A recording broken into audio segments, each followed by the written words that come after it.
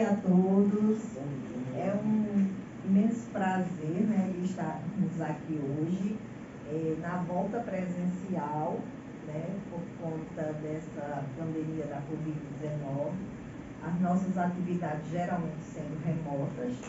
Nesse momento a gente começar, né, eu diria assim, voltar a romper, né, uma nova ruptura do remoto para o presencial. Então, eu vou convidar neste momento o Rafael, arquivista do laboratório, para estar aqui comigo na mesa. É uma pessoa que merece nossos aplausos pela dedicação. Por favor, Rafael. E dizer, né, de abertura, que o Fórum de Estágio é um evento, né, dedicado mesmo para partilhar experiências. A ideia do fórum não como eu já comentei no ano passado, não é? Algumas pessoas tinham medo, nossa, vai gravar, vai expor as empresas. De jeito nenhum, né? O fórum tem como metodologia compartilhar, aprender com o outro, ver o que o outro está fazendo no estágio, em especial quando há outras instituições. Portanto, é uma ação organizada pela coordenação do curso de arquivologia, da coordenação de estágio e também do projeto CESA, do projeto de extensão, práticas arquivísticas e formação profissional, dos estágios ao mercado de trabalho, coordenado pelo professor Vancar de Brito. Portanto, nas outras edições, como foi no período de pandemia, nós fizemos realmente o fórum, não é, remotamente no canal do CESA. Então, lá nós tivemos 3 blocos. Bloco 1, 2, 3, né, com as apresentações dos alunos. Este semestre, nós estamos fazendo aqui presencialmente, algumas apresentações serão gravadas, autorizadas pelos alunos, outras não. No próximo semestre já não vou mais fazer assim, né? Já vou fazer diferente. Aluno que não vai querer gravar, não vai participar do fórum, vai fazer a apresentação na sala, porque, né, fica mais difícil para organizar essa questão. Portanto, a importância de se fazer o estágio é imensa, porque é a partir do estágio, como a gente já comentou na primeira aula, que o aluno tem a oportunidade de perceber outras realidades. E até como o Marcelo me disse muito bem hoje, professor, eu queria mais, né? Eu queria ter tido mais tempo, mas por conta da pandemia, por conta de muita gente doente, né, que é o cenário hoje, né, com essas viroses, essas arboviroses e Covid, né, então muita gente que trabalha precisando se afastar por conta que não pode comprometer de colocar a risco a vida de ninguém. Então, por conta disso, nós temos ainda outras habilidades, né, que aprendemos no estágio, seja ela essa dimensão realista, interativa, técnica, analítica, reflexiva, interdisciplinar, também pensar na sua projeção futurística, né, como arquivista, o que é que você quer para o futuro, essa metacognitiva, a construtivista, a seletiva, é uma oportunidade que não é apenas fazer uma atividade disciplinar, né? É uma oportunidade de olhar o mercado de trabalho e colocar em prática o que é teórico em muitos casos, né? Então, portanto, dou aberta a sessão do fórum pela manhã. Agradeço aos alunos que estão aqui, não é? Que são os alunos da turma mesmo, que a ideia era essa, que partilhem essas experiências, aprendam com os outros, que é a melhor forma de aprender. Então, muito obrigada. Vou passar agora a palavra para o Rafael.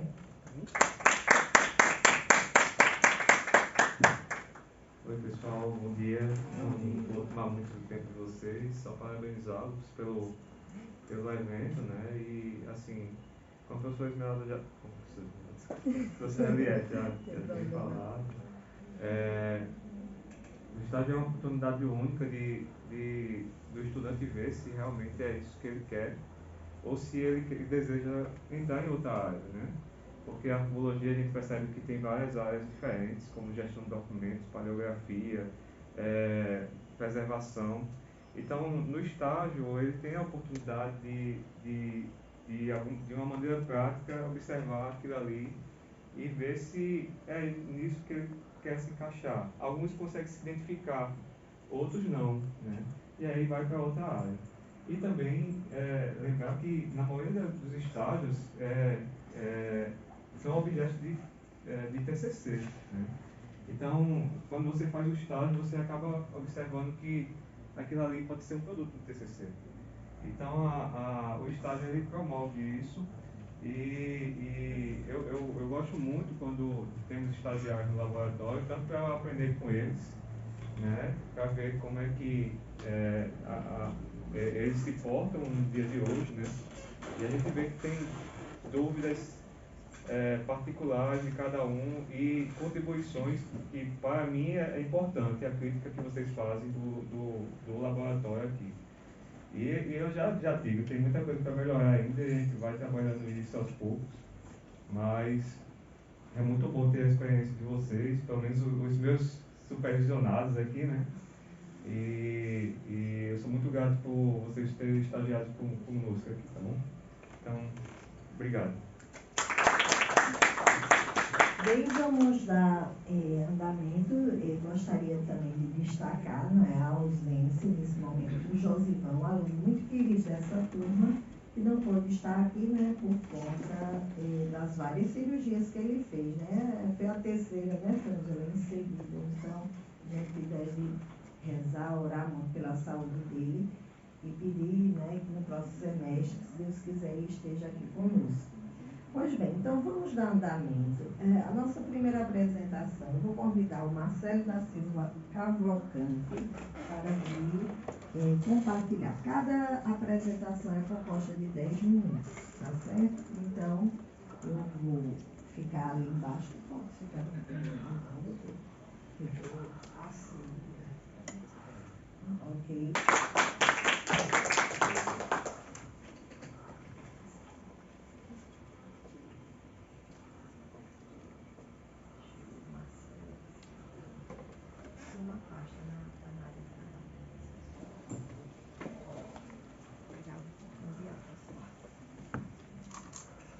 Pode iniciar, professora?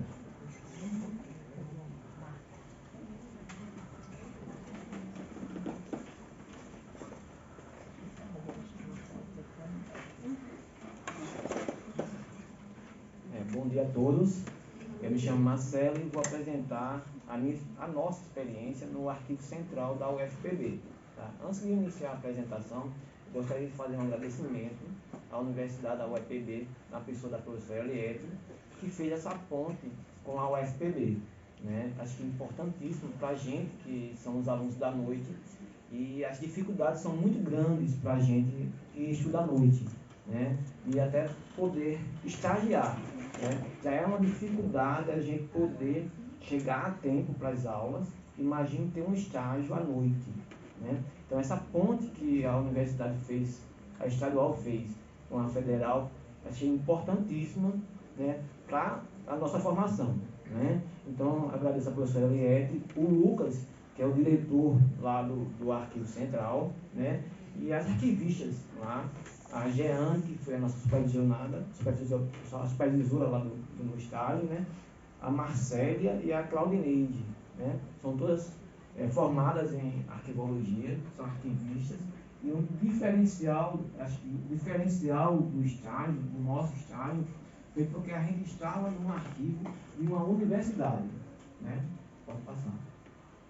Aqui eu apresento a universidade, a UFPB, ela foi criada em 2 de dezembro de 1955, salientando que é 55, e em 67 ela veio a se chamar Universidade Federal da Paraíba, porque anteriormente era a Universidade da Paraíba, e ela é composta por 4 campos, o campus de João Pessoa, de Areia, Bananeiras, Mangabeira e Rio Tinto.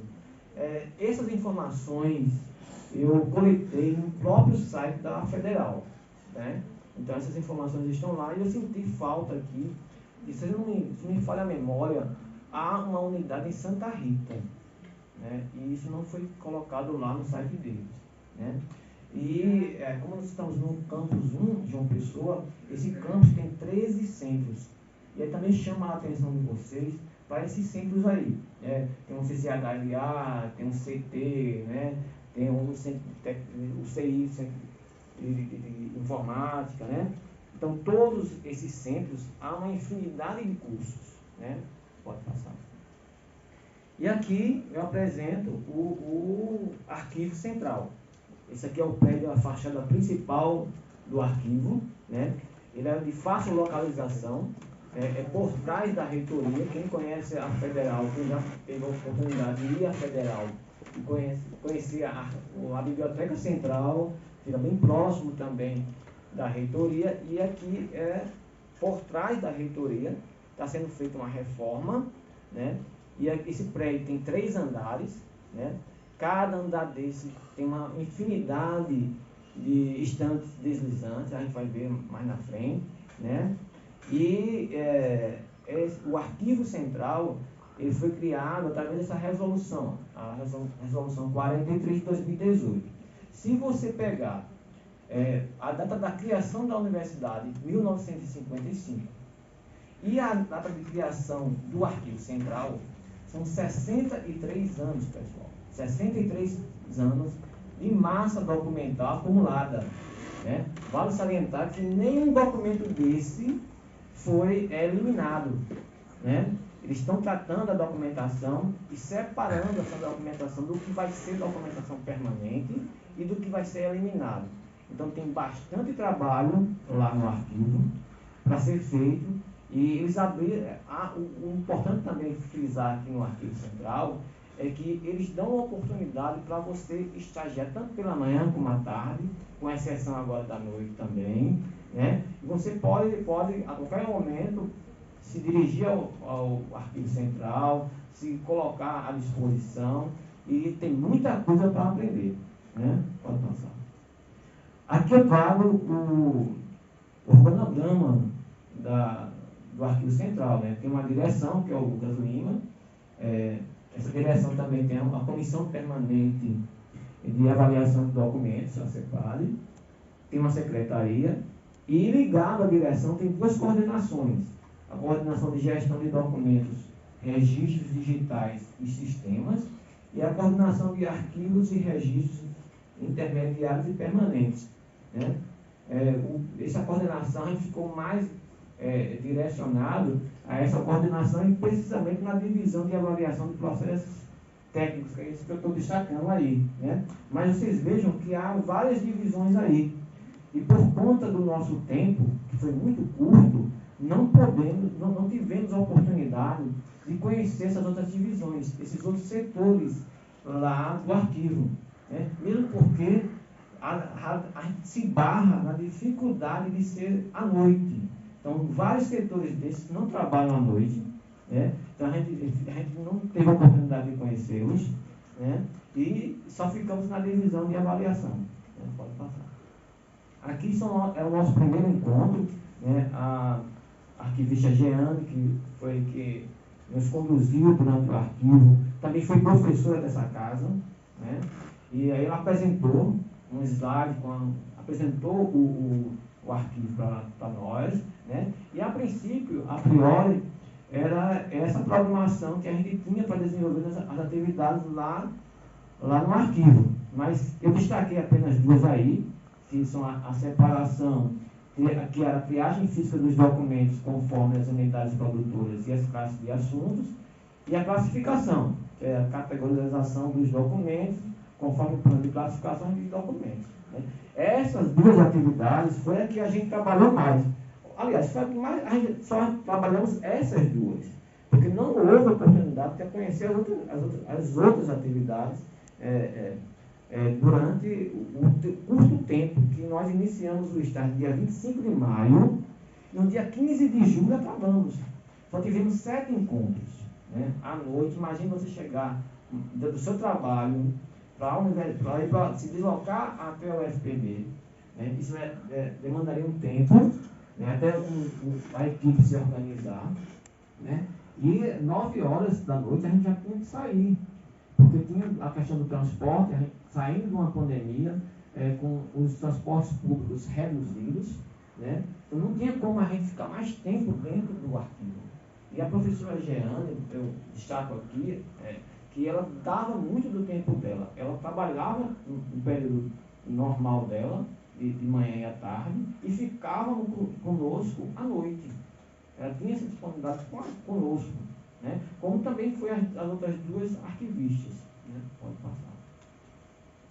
Aqui eu trago um pouco de imagens do que a gente via dentro do arquivo lá. Né? Esse documento aqui é um documento de 1958. Né? Aqui ela está dando a segunda foto, está dando orientações para a separação e a classificação dos documentos. E também trago aqui o documento que eles utilizam como organização para classificar e também dar o tempo de guarda dos documentos. Aqui são outras imagens que eu trago também. Essa aqui a gente está fazendo o processo de análise do documento, fazendo a etiquetagem. Depois que eu trazia uma caixa dessa para a gente faria todas as separações, há várias tipologias. Esse arquivo, ele trabalha com a atividade meio, né? E a gente tem uma ideia que um arquivo central é aquela ideia de que os outros arquivos, o arquivo central recolhia da documentação desses outros arquivos. Mas não é bem assim que funciona. Né? O que acontece é que todos os centros que eu apresentei logo no começo, cada centro desse tem seu arquivo. Né? E os documentos fins são lá nesses arquivos que são organizados. Só a documentação meio que é justamente que fica no arquivo central. Né? Que são a parte de cartas, ofícios, telegramas, editais, que são as atividades meio. Né? Pode passar. Aqui são atividades que nós podemos presenciar, mas a gente não teve a oportunidade de trabalhar nessas atividades.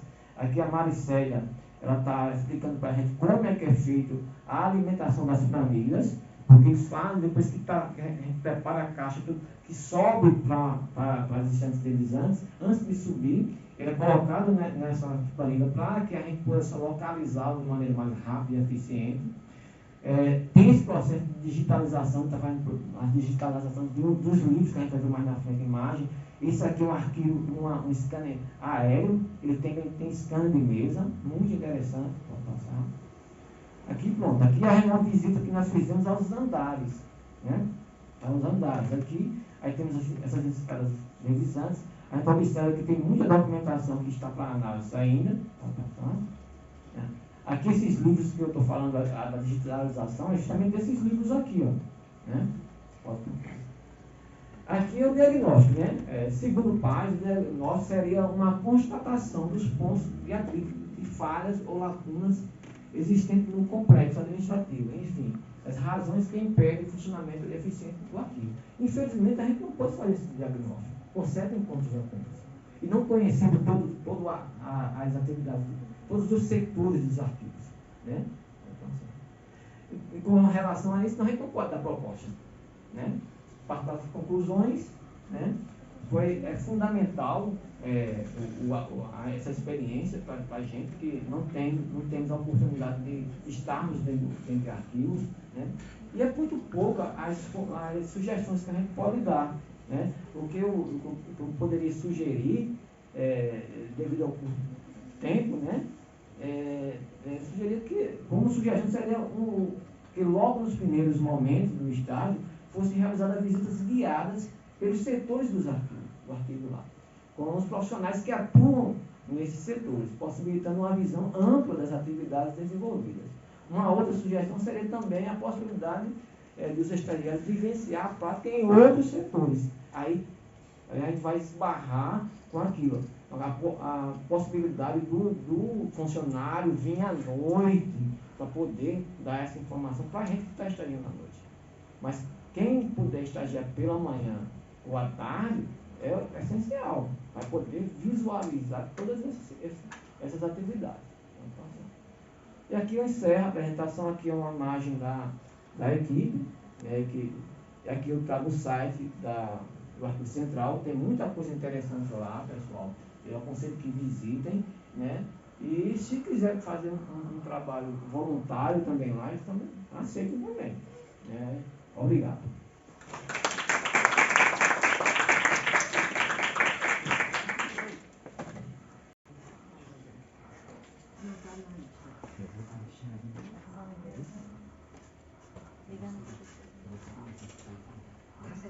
Só o comentário.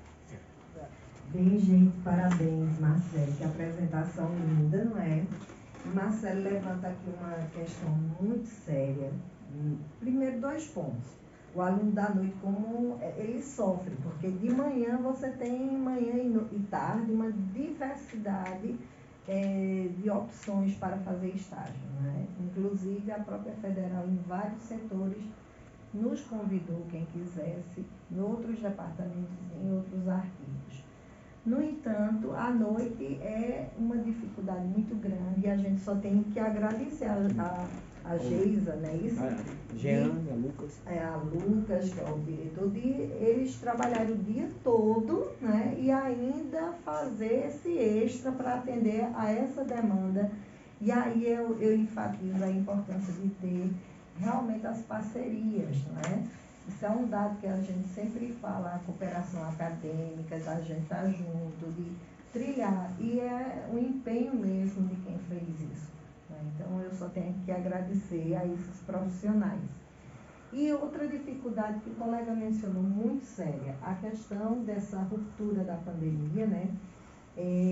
A questão dos ônibus, né? À noite, a dificuldade para chegar na Federal e voltar para casa, né? Então, quando a gente poderia ter mais, talvez 40 minutos de estágio, teve que ser reduzido por conta que senão não tem transporte. Então, isso, veja como o externo afeta a atividade, né, pedagógica, a atividade acadêmica. No entanto, é como Marcelo disse, as portas foram abertas, em outros momentos ele poderá conhecer outros setores. A sua sugestão foi maravilhosa a respeito de, no primeiro momento desse estágio, apresentar os vários outros setores. Levarei a sugestão para o Lucas, porque eu acho importante tudo que vocês estão trazendo de contribuição, a gente possa tentar intervir. Então, sugestão aceita, Marcelo, meus parabéns. E dando continuidade, vamos chamar Maria Luísa para a sua apresentação. Vai ser Tamires, então primeiro Raimunda Tamires da Silva. Vamos mudar aqui a ordem, aplausos a Tamires.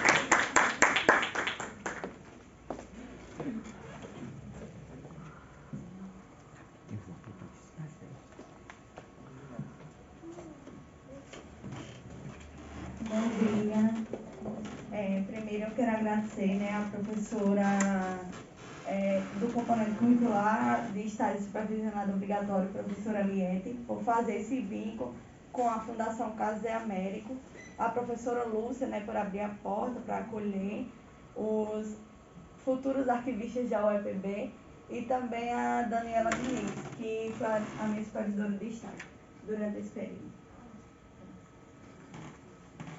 Bem, aqui é onde a Fundação Casa de Américo está localizada, na orla de Cabo Branco, em João Pessoa, é onde residiu seu patrono, José Américo de Almeida. Recanto aprazível entre coqueiros e um pomar cultivado pelo escritor, e que servia de fonte de inspiração para sua criatividade. Em dezembro de 1980, ano do falecimento de José Américo de Almeida, é criada pelo então governador Tarcísio de Miranda Buriti a Fundação Casa José Américo, na casa onde o imortal viveu os últimos 22 anos de sua vida. O local está dividido entre 3 espaços físicos, que é a Casa-Museu, onde José Américo morou, né, e deixou tudo para se tornar um museu. Todos os seus objetos pessoais também estão lá. um prédio com auditório e sala de exposição, e outro espaço onde abriga o Arquivo dos Governadores e Personalidades Paraibanas, além da Biblioteca Dorival Tigreiro Mendes, que aqui está a foto, né, onde está localizada a frente do Arquivo dos Governadores, e o museu é um espaço institucional permanente a serviço da sociedade e tem um caráter educacional, caracterizando pelo conhecimento descentralizado, simbólico e participativo, de motivação pessoal, que prima pela preservação, valorização de todo acervo que abriga em suas dependências. Bem, a importância do diagnóstico na instituição, né? O diagnóstico serve para constatar se o documento de arquivo vai precisar passar por uma conservação preventiva, analisar suas condições de acondicionamento, onde se encontram localizados na instituição, que é importante, preservando assim toda a autenticidade das informações para dar acesso aos seus usuários. Uma vez realizado o diagnóstico, as empresas devem preocupar com a preservação do acervo da instituição, devido lá ser instituições de arquivo permanente, né? Aqui temos uma citação, né? De acordo com Rodrigues, o diagnóstico arquivístico compreende fundamentalmente o levantamento da situação dos arquivos e da massa documental acumulada e o conhecimento do sujeito acumulador, objetivando identificar problemas no gerenciamento da informação arquivística. Bem, aqui é o levantamento da documentação do Fundo Arquivístico da Secretaria de Gabinete Civil do governador Tarcísio de Miranda Buriti, que foi onde eu realizei, né, todo o período de estágio foi com a documentação de Tarcísio Miranda.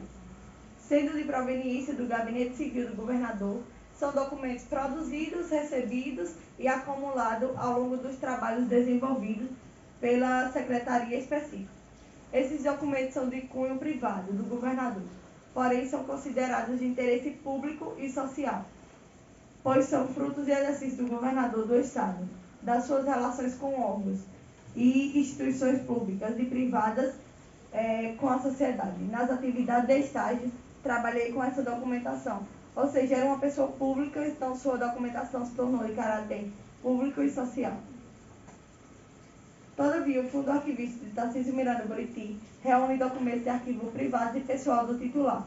São documentos produzidos, recebidos e acumulados durante o decorrer da vida de Buriti, né, ao longo de sua trajetória. A série de honraria fez parte do arquivo pessoal de Buriti e aparece na estrutura de arranjo no grupo de vida privada. Aqui está uma foto das honrarias, onde era diploma, certificado, títulos de cidadão. Todas essas honrarias se encontram no arquivo privado, né, de Tarcísio Miranda Buriti. Bem, ainda no desenvolvimento das atividades, foram desenvolvidas no arquivo de Tarcísio Miranda Buriti, que ele tem possui dois fundos, né, de proveniência distinta, que é o fundo de Tarcísio Miranda Buriti e o fundo da Secretaria de Gabinete Civil. Procuramos desenvolver no arquivo de Tarcísio Miranda Buriti as seguintes atividades: exercitar a rotina de higienização dos documentos de arquivo, por ser um documento de caráter permanente, né, necessita ter essa higienização de maneira contínua. Conhecer e exercitar as etapas de análise documental, classificação por gênero, né, tipo documental, produzidos, recebidos e acumulados por ex-governadores e instituições públicas estaduais. Conhecer as tipologias documentais que fazem parte do acervo privado do ex-governador. Reconhecer as atividades rotineiras, tratamento técnico de arquivo em acervos permanentes. Essa aí era a foto da higienização, né, de alguns diplomas de Tarcísio Miranda Buriti, e aqui reconhecendo o tipo de honraria. Conhecer as dificuldades do ambiente de gestão documental e na gestão de arquivo em instituição pública estadual. Identificar a possibilidade de difusão dos acervos arquivísticos. Como é um arquivo privado de interesse público e social, geralmente tem muitos pesquisadores, professores que vão, alunos também, e de outros cursos. Conhecer os arquivos que compõem o acervo da Fundação Carlos de Américo. Conhecer e estudar o titular do arquivo e a história arquivística do acervo, onde dará a prática dos procedimentos técnicos de tratamento arquivístico. Sugestão voltada para o arquivo. Diante da realidade encontrada na Fundação Casa de Américo, a seguir são apresentadas algumas sugestões para a melhoria do acervo. Os documentos precisam ser higienizados com frequência e restaurados quando necessário. As caixas poliúndas onde os documentos estão acondicionados devem ser trocadas e mantê-las sempre limpas. O documento precisa ser higienizado com frequência e a criação de novos instrumentos de pesquisa e parceria com as instituições para novos estagiários. Considerações finais. As atividades realizadas no arquivo do desenvolvedor da Fundação Casa de Américo possibilitou uma experiência riquíssima no âmbito do conhecimento e aprendizagem a respeito da aplicação das práticas arquivísticas na Fundação. Considerando a relevância do acervo para a instituição, geralmente as oportunidades de estágio durante a graduação são direcionadas para trabalho arquivístico e arquivo corrente. E, consequentemente, os estagiários não têm um profissional arquivista que possa acompanhar o seu trabalho na organização. Como a gente pode contar com o supervisor, né, de estágio durante o estágio obrigatório. Contar com a experiência do supervisor de estágio e sua vivência enquanto formação profissional. Aqui as referências utilizadas e muito obrigada.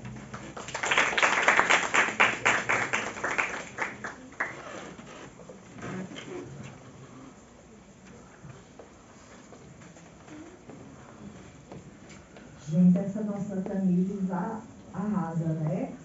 Muito bom, Tamires, parabéns.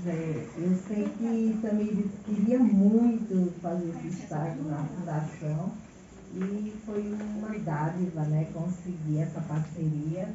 E está aberto, né, para quem quiser fazer estágio na Casa da Fundação José Américo, há a oportunidade de fazê-lo lá. Então, vocês estão concluindo, mas há outros alunos que podem fazer lá essa atividade, tá ok? Então, quem tiver interesse, e mesmo quem já passou pelo estágio supervisional, eu vi alunos que estão fazendo estágio,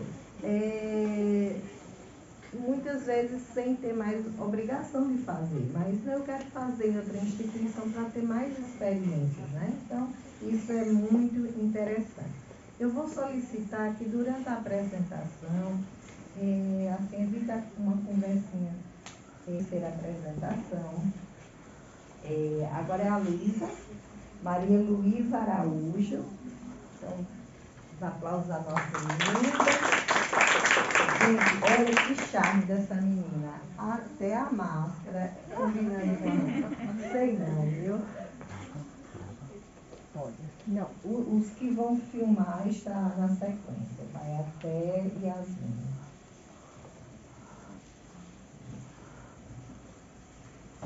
Bom dia a todos. Estão me ouvindo? Sou Mariana Luísa e vou dar início às apresentações dos alunos do Laboratório Integrado de Arqueologia da UEPB. O laboratório pertence ao UEPB, tendo a sede em Campina Grande e a gente faz parte do Campus 5. Atua na área de ensino, pesquisa e extensão no âmbito do Estado da Paraíba e é vinculado ao governo do Estado por meio da Secretaria de Educação e Ciência e Tecnologia. Atualmente, a UEPB ela possui 8 centros distribuídos nos campos. Pode passar. A área de realização do estágio aconteceu no laboratório, vinculado à Secretaria do curso de Arqueologia, e teve o objetivo de ensinar as práticas arquivísticas para os alunos da universidade, bem como custodiar alguns documentos da FURN e também do próprio Campus 5.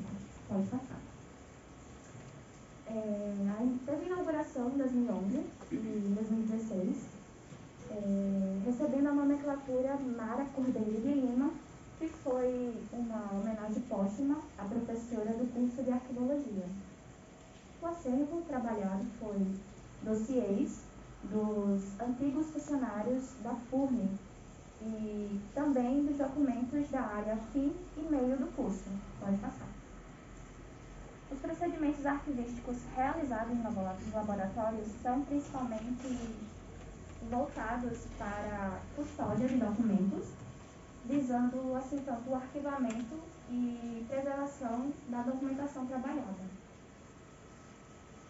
Com relação ao diagnóstico, tivemos alguns cuidados específicos, principalmente com suporte, porque tinha algumas folhas que eram frágeis.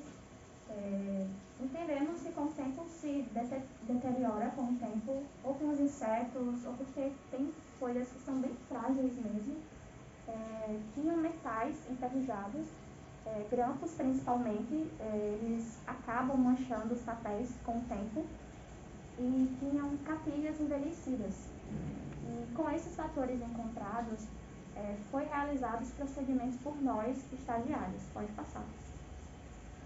Os procedimentos realizados pelos estagiários foi a desmetalização, e foi a eliminação dos metais, grampos dos dossiês e documentos. Também fizemos uma pequena higienização no início, organização, arquivamento adequado das caixas. Renovamos também as capilhas, uma vez que elas estavam bem desgastadas e tinha algumas capilhas que estavam envelhecidas com o metal preso a elas. E também chegamos a fazer a digitalização de alguns documentos com a ajuda de Rafael. Pode passar. Bom, minha proposta de trabalho seria implementar um programa de estágio voluntário em arquivologia na UFPB vinculado ao UFPB, visto que o curso de arquivologia é um curso que tem muita teoria, tem aulas teóricas riquíssimas, porém necessita de mais prática. Acho que um programa de estágio voluntário, os alunos, desde o início do curso, poderiam estar imersos dentro do processo das práticas arquivísticas. Pode passar. Assim, os objetivos específicos seria escolher um setor ou vários setores que possa receber os alunos para a realização desses estágios, providenciar uma estrutura viável com os equipamentos necessários, vincular esse programa de estágio às disciplinas que ainda não possuem aulas práticas. Pode passar. E o plano de ação seria uma reunião com as coordenações da UEPB e o UFPB, fazendo um levantamento de todos os itens que seriam necessários para a realização do estágio, tendo formulário de inscrição a cada início do período, sempre renovando os alunos, ou chamando outros alunos para diferentes setores, e por fim, tendo um certificado de participação no estágio voluntário, assim ajudando nas atividades extracurriculares. Pode passar. A conclusão foi uma experiência riquíssima academicamente, além de ensinar as práticas arquivísticas, importante para os alunos da universidade, bem como custodiar alguns documentos da FURNE e do Campus 5. E foi visando o arquivamento e preservação dessa documentação, agradecer a orientação realizada por Rafael, onde foi a oportunidade de aprender muitas técnicas, métodos de preservação e arquivamento, e ele sempre estava presente, respondendo às dúvidas a todo mundo, aparecia durante todo o processo de estágio. Pode passar. Foi de grande valia para a nossa formação. Percebemos a importância da preservação preventiva dos documentos e também a forma que o acervo é arquivado, ele tem um fator determinante à manutenção das informações a longo prazo. Pode passar. Eu agradeço a atenção de todos e muito obrigada.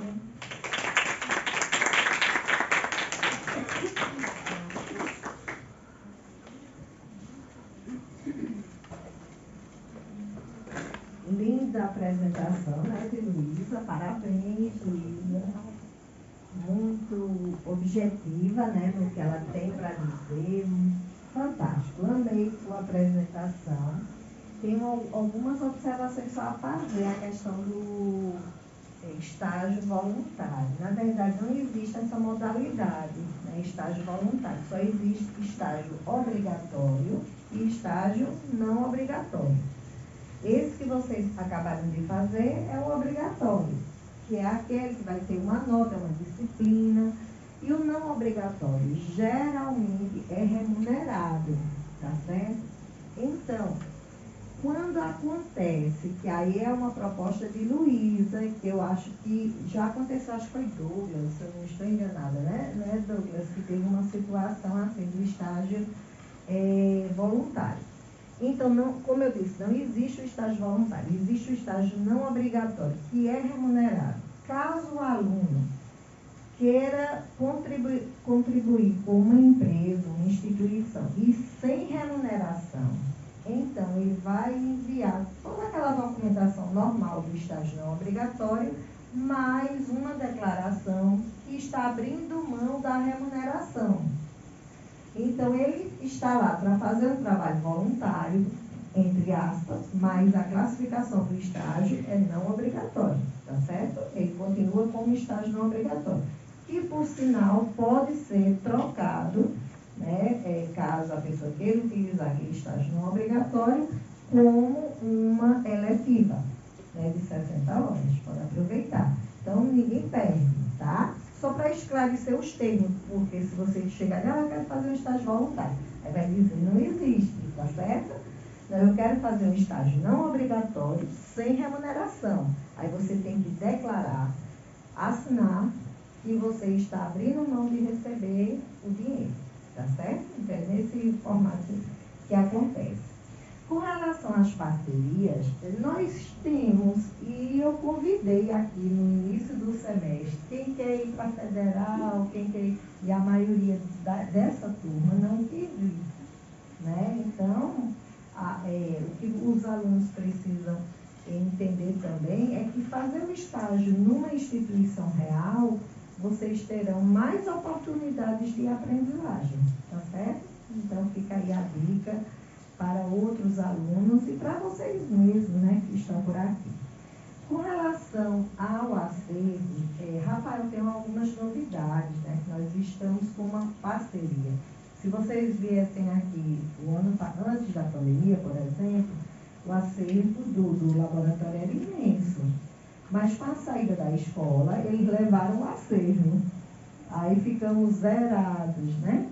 E aí, agora nós estamos com alguns projetos para trazer acervo. Vou pedir para o Rafael falar rapidinho sobre essa questão, porque é importante que vocês saibam o que foi o que a Luísa levantou, e eu acho que se já tem alguma resposta, a gente pode tentar já apontar. Então, vou passar para o Rafael falar um pouquinho sobre isso. Gente, vocês que estagiaram no laboratório sabem que a gente teve uma limitação no acervo que a gente tem lá. A gente tem o acervo da coordenação do curso de Herpologia e o acervo da FURN, né? E uma parte de acervos financeiros, né? Da Pró-Reitoria de Finanças da UEPB.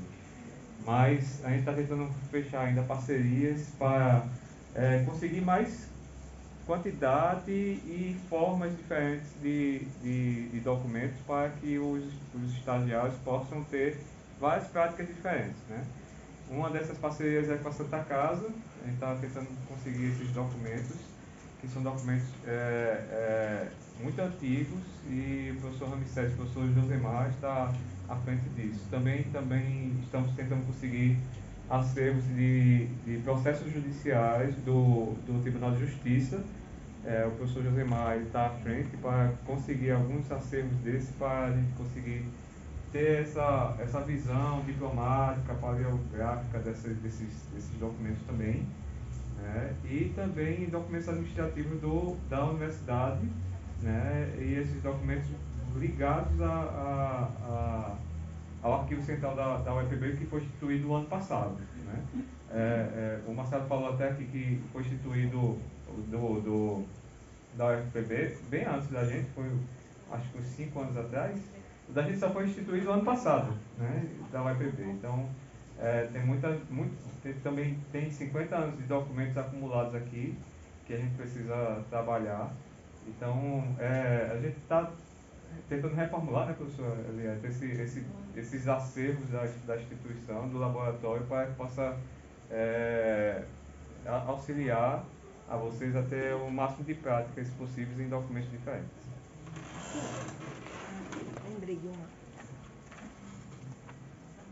Antes de chamar o próximo aluno, eu gostaria de lembrar sobre a questão de aulas práticas. Nós tivemos uma reunião sexta-feira agora, das coordenações dos cursos de arqueologia, da qual eu fui a coordenadora da reunião, com o professor Danilo, da Unirio. E uma das pautas foi essa que a Luísa falou, da questão das aulas práticas, né? Que, embora o curso ele deveria ter mais aulas práticas, isso a gente debateu com todos os cursos, e isso é um problema, parece, no Brasil inteiro. E aí, nós aqui, o EPB, eu já vinha conversando isso com o Josemar, com o Sanderson, falei com o Rafael também. Depois, Rafael, eu tive a reunião, né, Rafael? Falei contigo segunda-feira sobre isso. A gente vai ter que rever algumas questões, né? Então, os professores que estão com disciplinas que são da área de arquivologia precisam realmente fazer práticas, né? Dentro daquele conteúdo, né? Sejam de forma de simulacro de ações, estudo de caso. Isso a gente vem pensando, e eu acho que é uma questão realmente que precisa ser melhorada nacionalmente. Então, Luísa, isso eu espero que no próximo semestre a gente já possa melhorar um pouco nessa questão. Vamos chamar agora Yasmin Ferreira da Silva, nossos aplausos, nossa querida.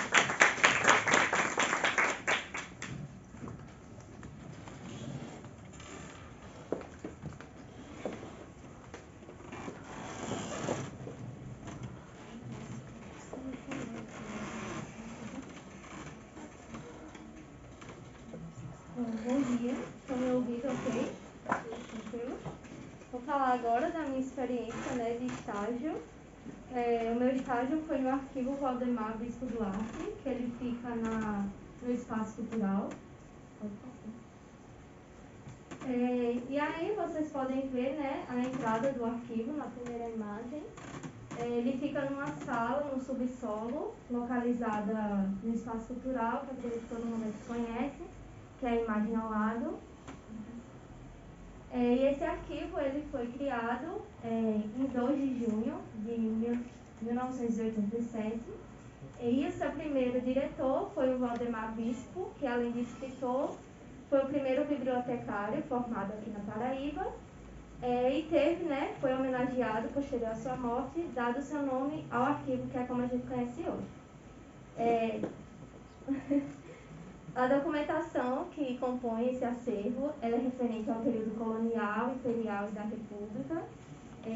E aí vale salientar um detalhe que eu vou deixar sempre bem claro, que atualmente essa documentação ela foi direcionada ao Arquivo Público da Paraíba, que ele foi criado em 2018. Fisicamente ela está no Arquivo Valdemar Bispo Duarte, mas agora ela é direcionada aos cuidados do Arquivo Público. E aqui, né, um pouquinho das imagens de como é lá. O espaço é composto por arquivos deslizantes, né, em metal, que é onde a gente condiciona as caixas. Aqui é uma caixa padrão, essa etiqueta ela foi desenvolvida mais ou menos no ano de 1990, que foi quando tiveram os primeiros contatos com esse material, né, feitas as primeiras transcrições, enfim, tudo assim. Aqui é um pouco da documentação para vocês poderem ver o estado. A primeira imagem é como a gente tira, né, essa documentação da caixa. E aí, nessa segunda foto, vocês podem ver um exemplo de alguns documentos que eles se encontram ameaçados, né, devido ao tempo e ao tempo que ao tempo dele, né. É documento permanente, de valor histórico. E aí, foi negligenciado durante muitos anos, não foi feito um trabalho arquivístico, e por isso a ameaça de perda de informação, inclusive. E a última foto é o documento já, né, organizado com as atividades que a gente está desenvolvendo, que eu vou explicar mais para frente.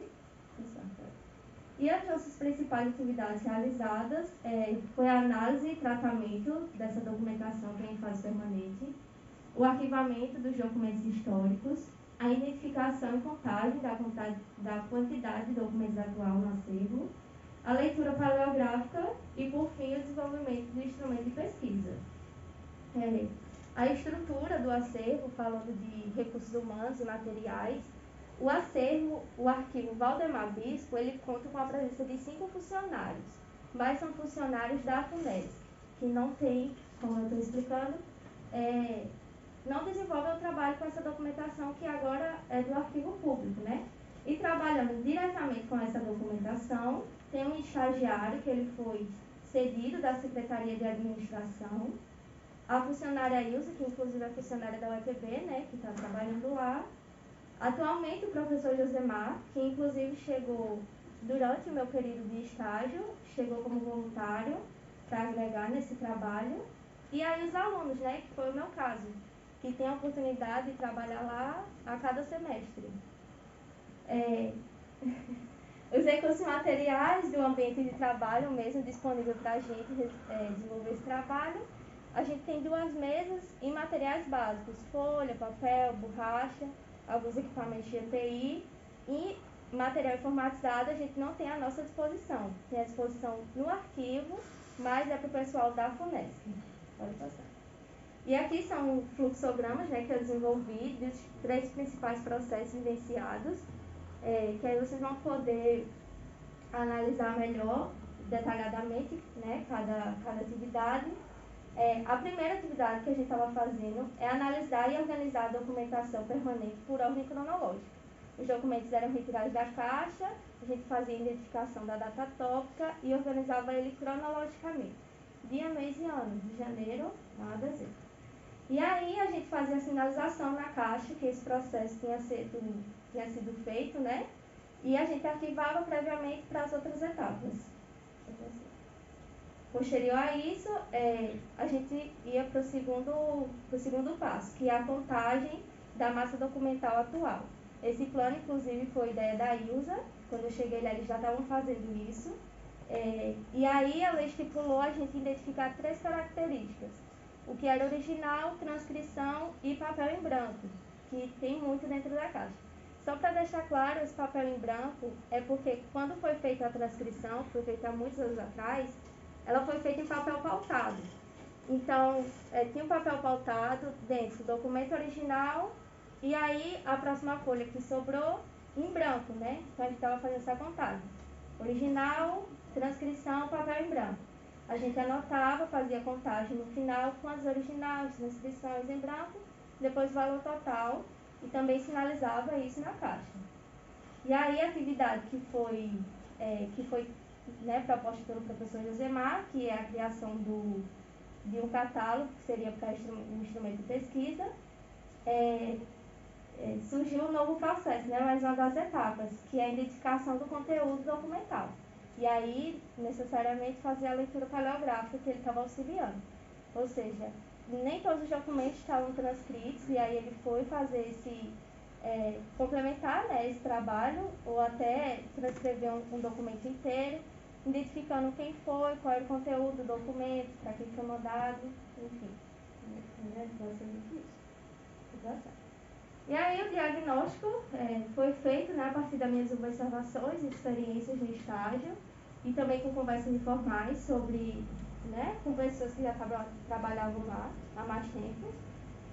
Identifiquei alguns pontos de discussão sobre a infraestrutura e a mão de obra, né, no local. O acervo está guardado, como eu já falei, no arquivo público, no arquivo Valdemar Bispo, mas agora essa documentação ela pertence ao arquivo público da Paraíba. E também tem a questão das atividades de preservação desse acervo. Trata de documentação antiga, documentação histórica, e ela necessita de um tratamento especial. As identificações características do problema para estudo foi a estrutura do prédio onde encontra-se o documento. Ela não fornece o controle de temperatura e luminosidade, nem tem prevenção contra incêndio ou saída de emergência, inclusive é no subsolo. Não é possível nesse ambiente desenvolver um trabalho de restauro de documentos e também, o que é o principal ponto que eu trago aqui, é a falta de um espaço único para o arquivo público da Paraíba. eu trouxe como proposta, né, minha proposta de trabalho, focar nessa parte de uma estrutura física para o arquivo, para que seja, aí eu coloquei aqui os pontos, né, só para não fugir, disponibilizar um prédio exclusivo. Uma outra opção é desenvolver em duas partes, que seria definir um novo layout para otimizar o espaço que já existe e, com isso, adaptar um espaço adequado para o tratamento dessa documentação. A proposta inicial de trabalho é justamente essa, inclusive foi pauta de uma das palestras aqui, né? Exigimos do governo estadual da Paraíba um espaço físico para a nossa documentação e, a partir daí, continuar desenvolvendo as nossas atividades. Eu trouxe como exemplo essa imagem da entrada do Arquivo Público do Estado de São Paulo, que é considerado por muitos arquivistas e pesquisadores exemplo, né? Não só estrutural, mas organizacional. E aí a gente pode usar como exemplo esse espaço. Vou passar. E aí, um cenário mais realista, né, tendo em vista, inclusive, que a gente precisa esperar a disponibilização desse espaço, que possivelmente ou vai precisar ser construído do zero ou reforma. Eu dei a sugestão da revitalização da área atual do arquivo Valdemar Bispo, né, e aqui é uma planta baixa que eu desenvolvi bem básica, sobre como a gente podia realocar esse espaço. A sugestão, inclusive, é que fosse usado MDF, né, para fazer as divisões.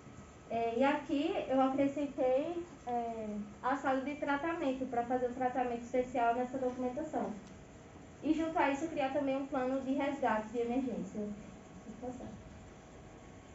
E, por fim, a minha conclusão, né, e sugestões, eu acho de extrema importância o trabalho que vem sendo realizado no arquivo, visto que, inclusive, se trata de documentação histórica, né, e é como o nosso passado construiu o nosso presente, e eu acredito muito nisso.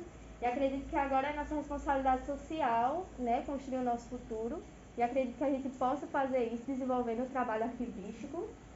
A minha principal sugestão é dar continuação a esse trabalho, inclusive integrando, né, junto com os alunos de arqueologia, que, como eu falei, tem a possibilidade de, a cada semestre, pagar a cadeira de estágio obrigatório no espaço.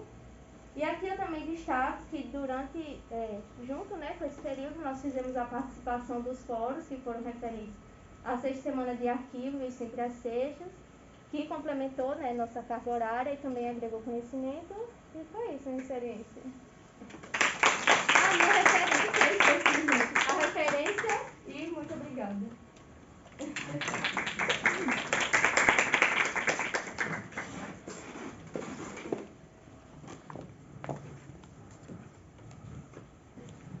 Gente, eu tô assim, né?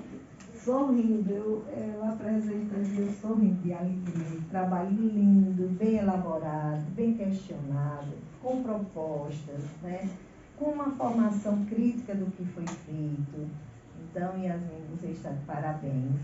Porque esse é o papel do arquivista, estar lá olhando, vendo as dificuldades e pensando em soluções de problemas, né? Então, realmente é uma luta.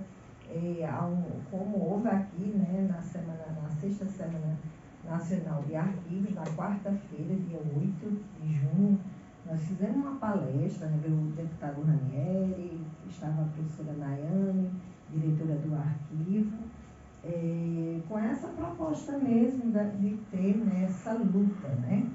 Já consegui ter a lei e a criação, foi ótimo, agora precisamos continuar na luta para que tenha realmente a sede efetiva do arquivo.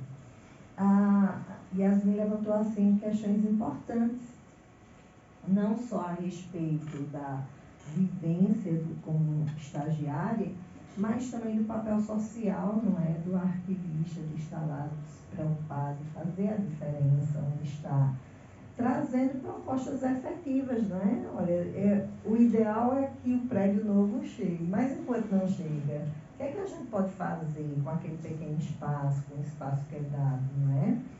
E um dado muito importante, eu agradeço o seu olhar para as horas extras, como o Marcelo mencionou, né, por conta do tempo, por conta da pandemia, aquelas horas extras e a participação nos fóruns, nas palestras, assistir nas oficinas, são oportunidades únicas, porque a gente não tem dinheiro, a Universidade Estadual, para trazer aqui toda sexta-feira um palestrante lá do Rio Grande do Sul, do Rio de Janeiro, de São Paulo, né? E da forma remota, o aluno está aqui, mas está tendo essa oportunidade de escutar, de aprender com outras experiências. Então, Yasmine, realmente, eu ouvi de vários alunos isso, que o Sempre às Sextas tem sido uma oportunidade de aprendizado.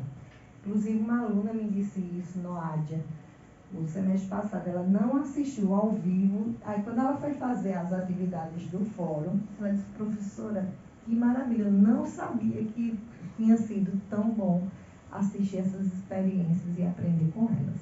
Então, eu acho que tudo é o olhar que a gente tem diante das coisas, né? Se a gente fizer uma atividade apenas para nota, essa atividade vai ser muito chata. Mas se você fizer uma atividade porque você vai aprender com ela, a atividade é prazerosa. Então, parabéns, viu? Você fez um relato de sua experiência maravilhosa e agradeço por você ter permitido ser gravado, porque serve para outros alunos aprenderem com você. Tá certo? Muito obrigada. Estamos concluindo nessa primeira sessão gravada e à noite a gente retoma às 6h30 com os alunos, né? E também a maioria permitiu ser gravado e a gente vai ficar aqui até mais tarde. Agradecer a Elvis, né? Nosso colega, os nossos aplausos a ele, que está sempre apoiando. Quem ativa, né? Foi quem colocou em ordem mesmo as atividades do curso de arquivologia, no sentido de gravar e deixar tudo organizado, disponibilizar esse conteúdo importante da informação. Também a nossa querida Ju, que chegou agora, agradecer a ela. E após isso, né, temos algumas apresentações. Se quiser, pode parar a gravação. Eu gostaria